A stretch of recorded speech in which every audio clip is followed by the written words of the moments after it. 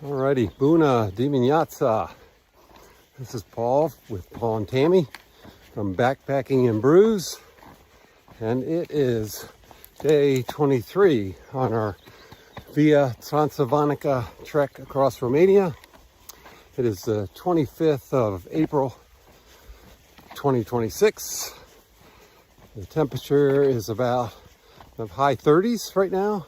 It's supposed to get up into the mid 60s today, so much warmer day than we've seen lately. The sun is shining and can't see, well, I see some clouds way behind us, but the rest is pretty darn clear. Look, a couple clouds up front too. But really, we're supposed to get full sun today, cloudier in the afternoon.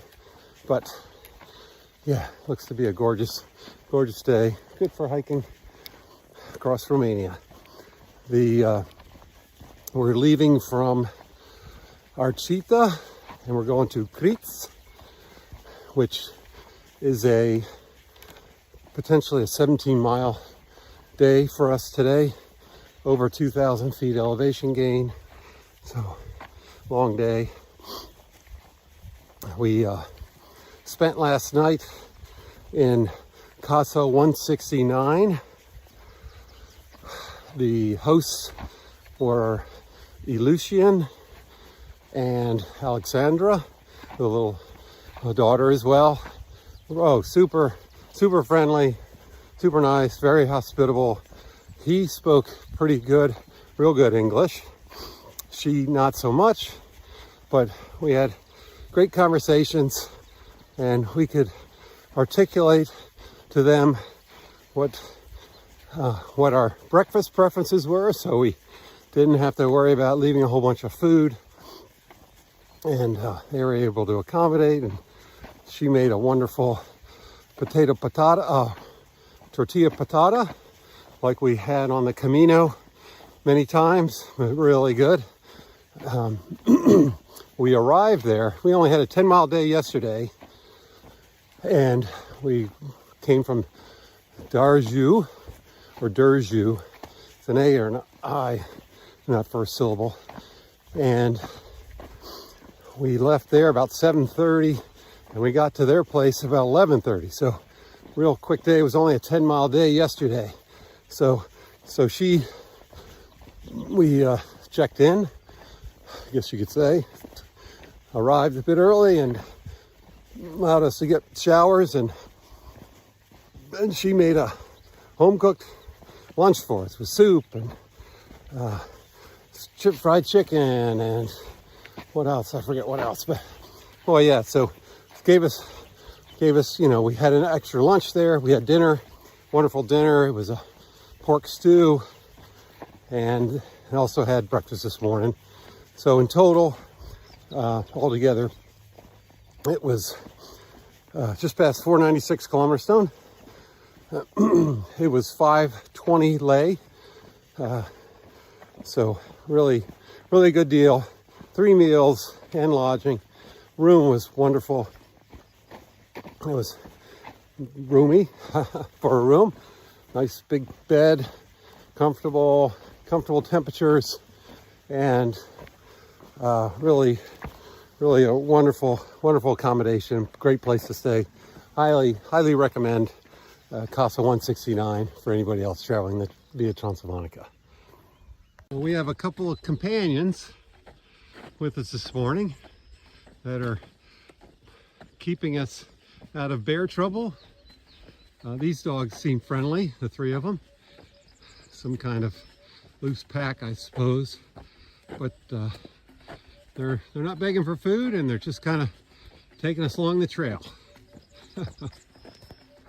Well, we've just risen above the town of Archita, and we're just walking through this sort of valley up here. It's just beautiful weather, wonderful views, and we actually have some kind of shepherd or something with, maybe they're his dogs, but these are real friendly dogs. We're glad for that.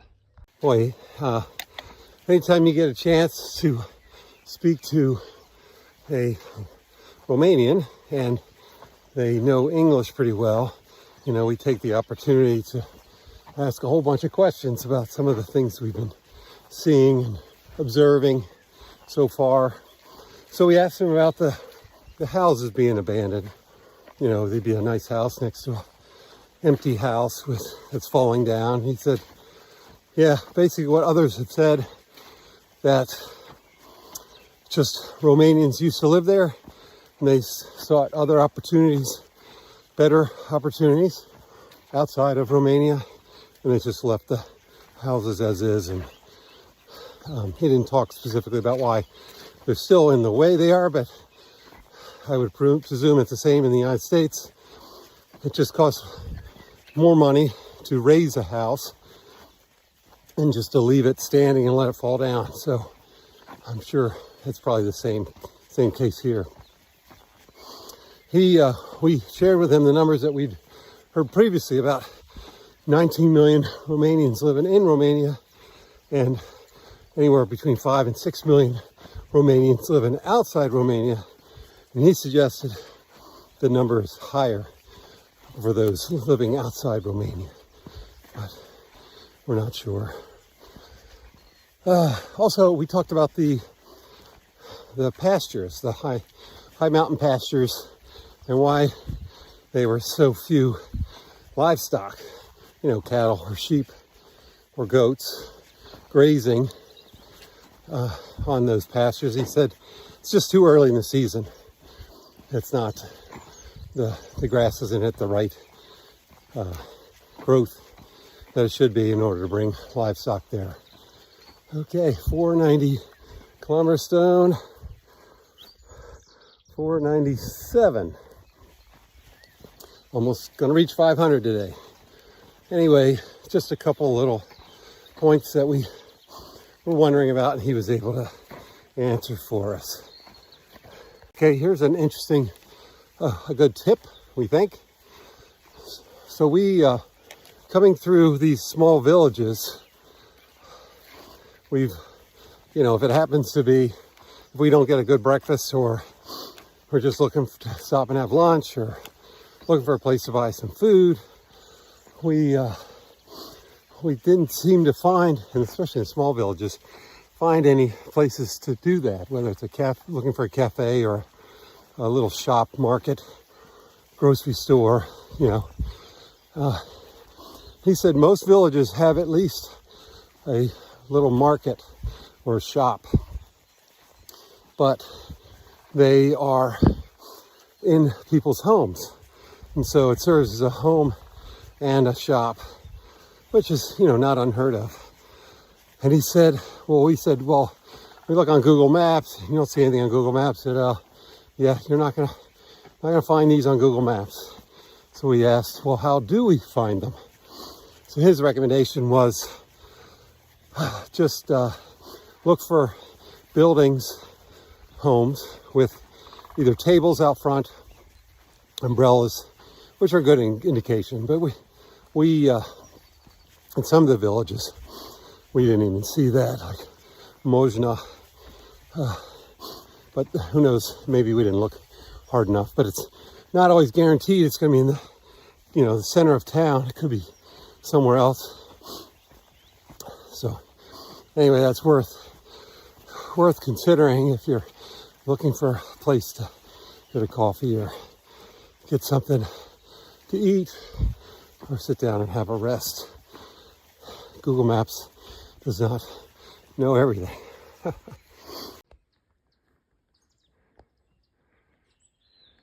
Some deer over there. See them running.